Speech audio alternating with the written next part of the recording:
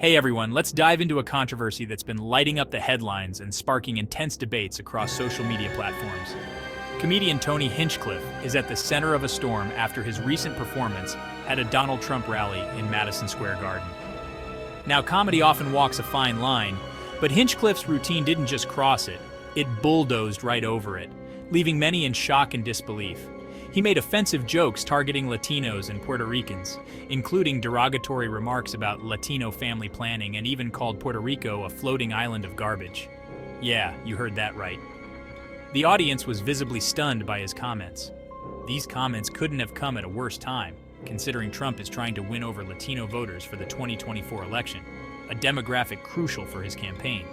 Unsurprisingly, the backlash was swift and fierce, with people taking to social media to express their outrage. Both Democrats and Republicans slammed Hinchcliffe's remarks, showing rare unity in their condemnation. The Trump campaign quickly distanced itself, with advisor Danielle Alvarez emphasizing that his jokes did not represent their views or values.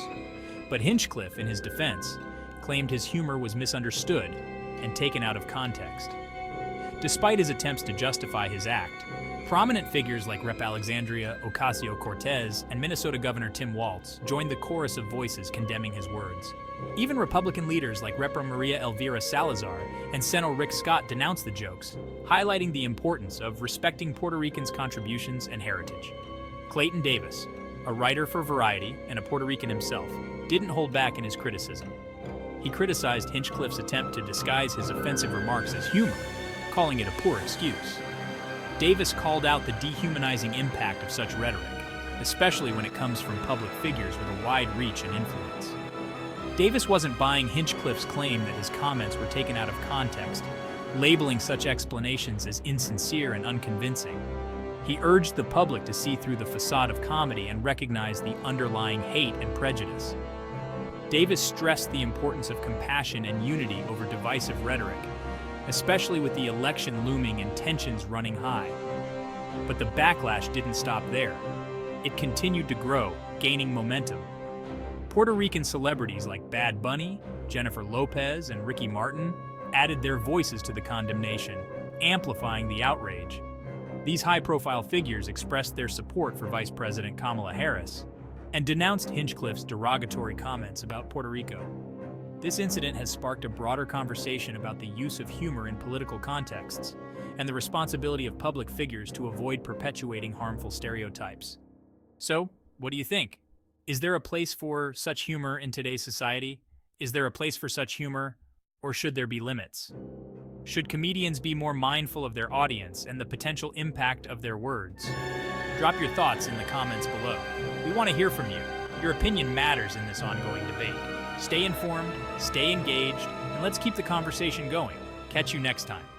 As the dust begins to settle from Tony Hinchcliffe's controversial routine at the Trump rally, the ripple effects are becoming increasingly evident.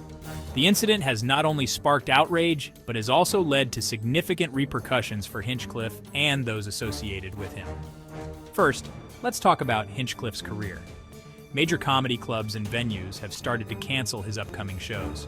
Prominent comedy festivals like Just for Laughs and the Edinburgh Fringe Festival have announced that they will no longer be featuring him in their lineups. Netflix and other streaming platforms have also pulled his specials from their catalogs, signaling a clear message that such behavior won't be tolerated. But it's not just Hinchcliffe who's feeling the heat. The Trump campaign is now facing a PR nightmare. Advisors and campaign staff are working overtime to manage the fallout, trying to reassure Latino voters that Hinchcliffe's comments do not reflect the campaign's views. Despite their efforts, the damage appears to be done. Polls show a noticeable dip in support from Latino communities, which could be detrimental in the upcoming election. Social media remains ablaze with discussions and debates. The hashtag #CancelTonyHinchcliffe has been trending for days, with people from all walks of life chiming in. Prominent Latino influencers and activists are using their platforms to call for greater accountability and sensitivity in public discourse. This has led to a broader conversation about the responsibility of comedians and public figures in shaping societal attitudes. Interestingly, this controversy has also sparked a movement within the comedy community itself. Several comedians, including big names like Kevin Hart and Tiffany Haddish, have come forward to denounce Hinchcliffe's jokes. They emphasize the importance of punching up, not down, in comedy, and the need for humor to be inclusive rather than divisive. In a surprising turn of events, some of Hinchcliffe's former colleagues and collaborators have also spoken out.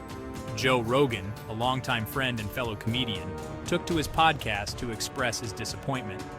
While he defended the right to free speech, he agreed that Hinchcliffe had crossed a line and needed to reflect on his actions. So where does this leave us? This incident has opened up a crucial dialogue about the role of humor in society and the fine line between comedy and offense. It underscores the power of words and the importance of using that power responsibly. As we move forward, it will be interesting to see how this conversation evolves and what changes, if any, it brings about in the world of comedy and beyond. What are your thoughts on the fallout and repercussions? Do you think the backlash is justified, or has it gone too far? Share your opinions in the comments below. Let's continue this important discussion together. Catch you next time.